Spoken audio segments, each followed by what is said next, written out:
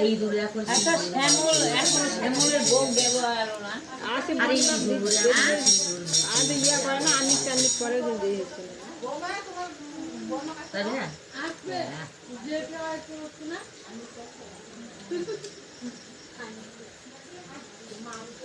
এখন ভাই বর্ষাকাল এই বর্ষাকালেতে ইঁদুরের উৎপাতে ওই এই বর্ষাকালেতে ও ভাই ইঁদুরের উৎপাতে আমার ধানের বর্ষা কেটেছে